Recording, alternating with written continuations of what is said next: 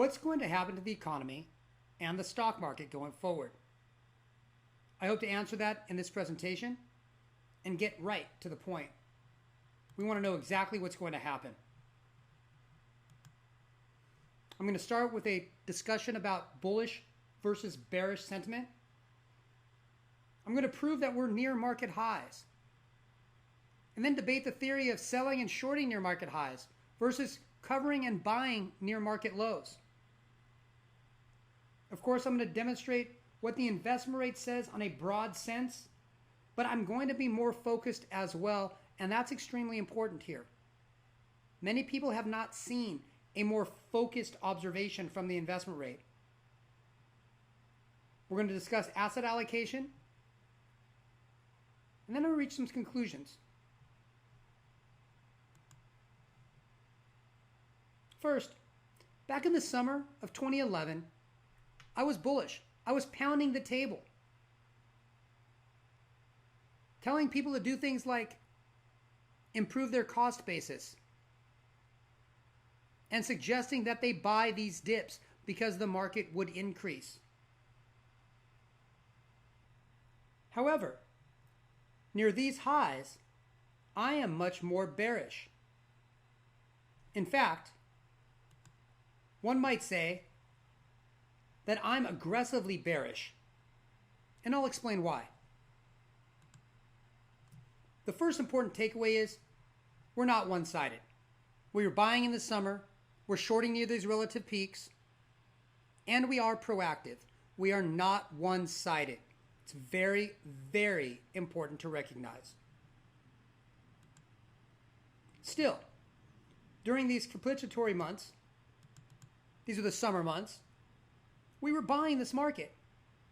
And afterwards, the market increased measurably. Now the market is in this resistance range. The longer term technical channels, they're upward sloping. Support was tested here. It increased. Now resistance is tested here. And if this channel holds, the market's going to fall right back down. It did it from here to here. It increased from there to there. And now if it holds again, which technical analysis tells us to expect these channels to hold, then a decline back to the support line is likely. That means a decline to around 1100 again is likely. And the market's trading around 1400. This is the S&P 500, of course. A decline like that not only tells you to protect your long positions, but it also provides a substantial opportunity for people that are willing to short this market. But before we make any investment decisions whatsoever, we must always consult the investment rate. So what does the investment rate tell us about what's going on right now? Most people have already seen this chart. This chart is a broader observation stemming from the investment rate.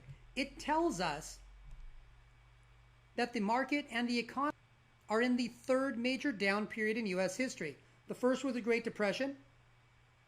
The second was the stagflation period of the 1970s. And the third is right now.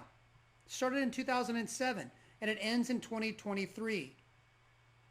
Now the investment rate also is not one-sided. It predicted these up periods as well. But it tells us that we're in a major downward sloping curve according to the investment rate, and that's a big deal. That tells us that material weakness is still possible. In this more focused view of the investment rate, we can see that, of course, the peak was somewhere near 2007, and since then, the slope of the investment rate has only trickled lower. There hasn't been an aggressive decline in the investment rate, which measures the rate of change in the amount of new money available to be invested into the U.S. economy over time. That is, there hasn't been an aggressive decline in this slope until now.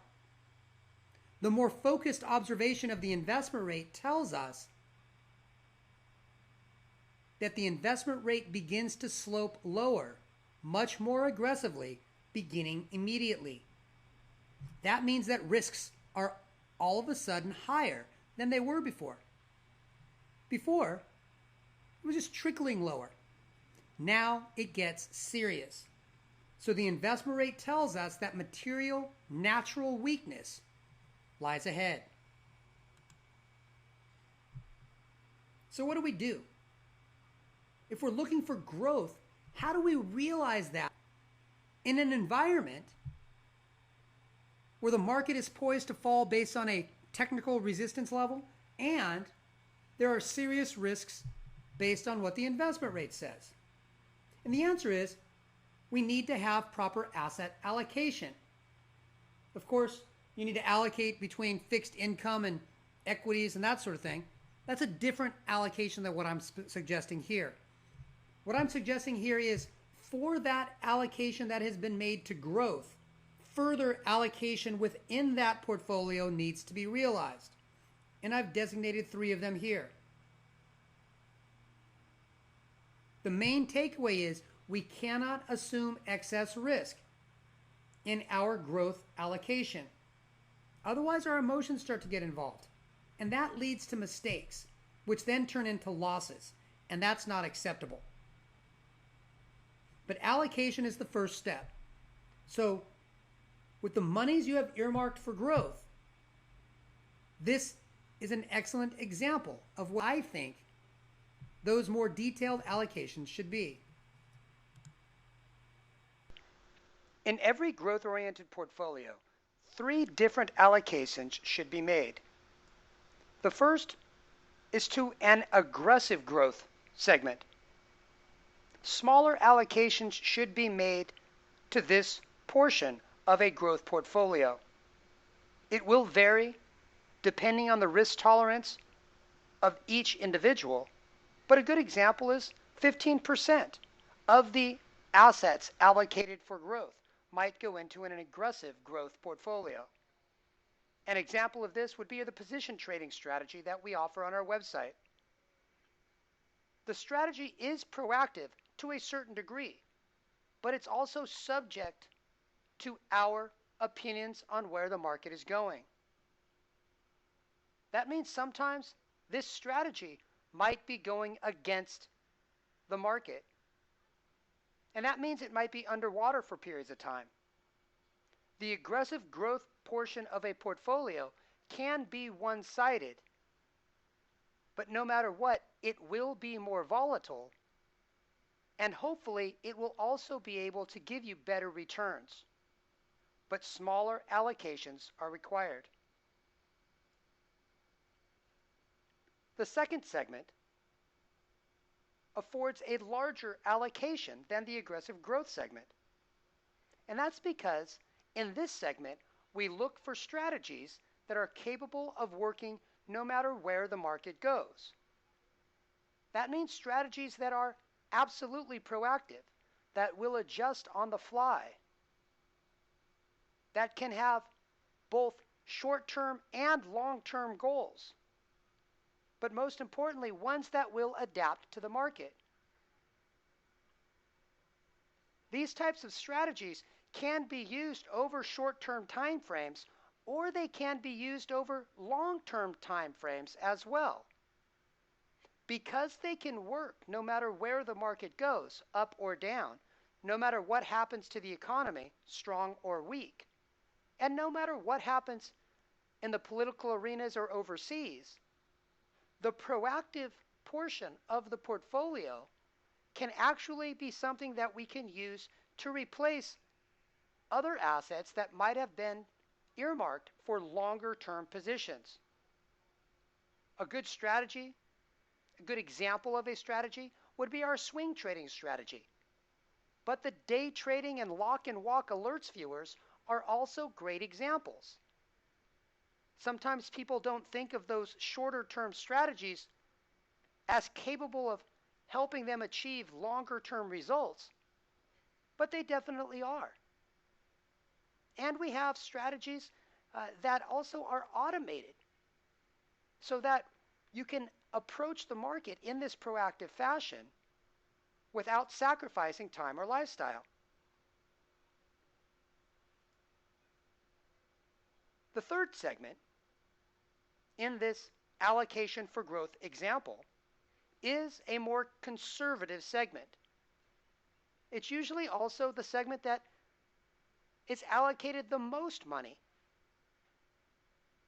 Now, conservative does not necessarily mean that it lacks teeth. In fact, even in sideways markets, even in weak markets, conservative portfolios, at least the portion of a growth portfolio that is conservative, can also provide excellent results. But it requires something. Cash is an integral component to the conservative allocation. In fact, when the market's near a relative top, depending on what type of conservative strategy you choose, you might be 100% cash. Another type of conservative strategy might be completely hedged near a market top. But the objective is, when the market is at a relative peak, this portion of a growth portfolio needs to mitigate the risk of decline. Cash is a good way of doing that, and so is a hedging strategy.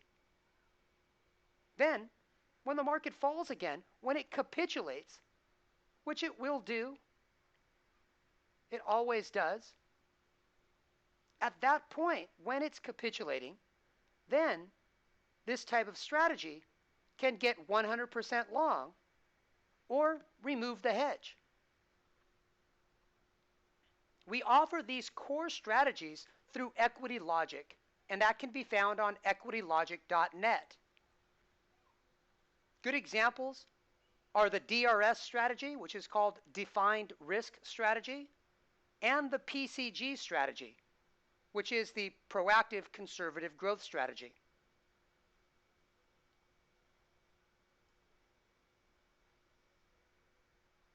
Given where we stand today, the important point is that we have already tested longer-term resistance.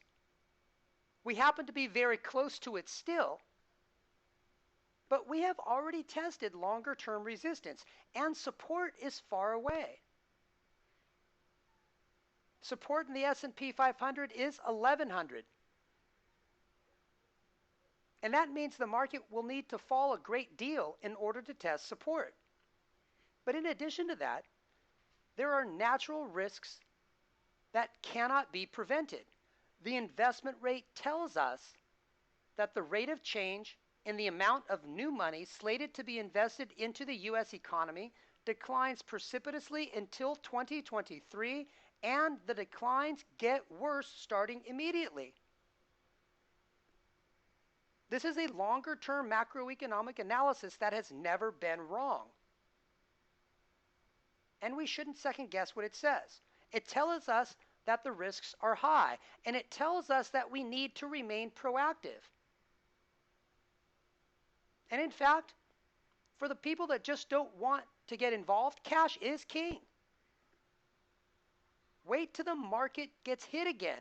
Wait till it capitulates again, if you don't want to do the additional work. However, the short side of this market also looks very attractive. And for people that are interested in using automated strategies or doing a little bit more work maybe to take advantage of the downside in market environments that have been virtually sideways, like what we've experienced over the last decade, shorting the market near relative peaks and then buying back again at the troughs, only to sell again at the relative peak and short again and repeat the process over and over again, has been wildly rewarding. The conclusion is that this market is not only near a relative peak, but the risk of decline is high. And especially for those persons who have not yet adopted a proactive strategy, they should consider doing so immediately.